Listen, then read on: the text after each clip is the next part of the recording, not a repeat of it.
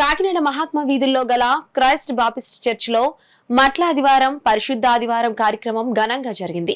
Sunday school చిన్నారులు, church సభ్యులు మట్టలు పట్టుకుని ప్రదర్శన నిర్వహించారు. ఈ కార్యక్రమంలో church pastor M Solomon Satish, సంఘం కార్యవర్గం president Dasari Prasad, secretary Murthy, vice president Umadevi, treasurer Anand Sudhakar, joint secretary John Apparao, joint treasurer Chantibabu, కార్యవర్గ సభ్యులు వెంకటలక్ష్మి, ప్రేమచంద్, అంబాటి దొరబాబు, చంద్రశేఖర్, ప్రభాకర్ రావు, చర్చ సభ్యులు పాల్గొన్నారు. అందరికీ తెలియజేస్తున్నాము. మరి దేవాతి దేవుడు మరి ఈ లోకంలోనికి రావడానికి గల ముఖ్య ఉద్దేశము ఈరోజు ప్రాముఖ్యమైనటువంటిది.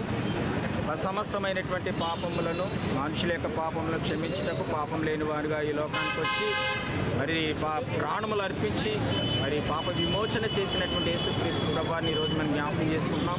ఈరోజు యెరూషలేములో వెళ్ళి యెరూషలేములో ఈ యొక్క యాత్రను కొనసాగించుకుంటూ దేవాతి దేవుని యొక్క నామాన్ని మహిమపరుచు తండ్రి అయినటువంటి దేవుడు కుమారుడికి అనుగ్రహించినటువంటి సమస్త మానవాళికి ఏ ఉద్దేశంతో పంపించారో ఆ ఉద్దేశాన్ని నెరవేర్చడానికి ఈ లోకానికి వచ్చారు.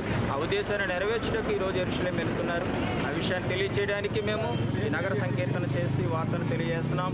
మరి క్రైస్ట్ బాప్టిస్ట్ చర్చ్ సంఘము పెద్దలు, మరి శ్రేల సహవాసుల వారు, యవనస్తులు, సండే స్కూల్ పిల్లలు, మేమందరము కూడా సావకులుగా మేమందరము కూడా ఈ వార్తను ముందుకు కొనసాగించడానికి సిద్ధపడుతున్నాం.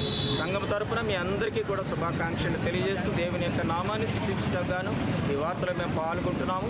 దేవాతి దేవుడు మరి సమస్త మానవాళిని రక్షించుటకు వచ్చి ఉన్నాడు కాబట్టి నశించిపోతున్నటువంటి వారిని వెతికి రక్షించి వారందరినీ కూడా నిత్యరాజ్యానికి వారసులుగా చేయాలనేటువంటి ముఖ్య ఉద్దేశంతో యేసుక్రీస్తు ప్రభువారు తన ప్రాణమును ఈ లోకంలో అర్పించి దేవాతి దేవుని నామాన్ని మహిమపరిచినారు.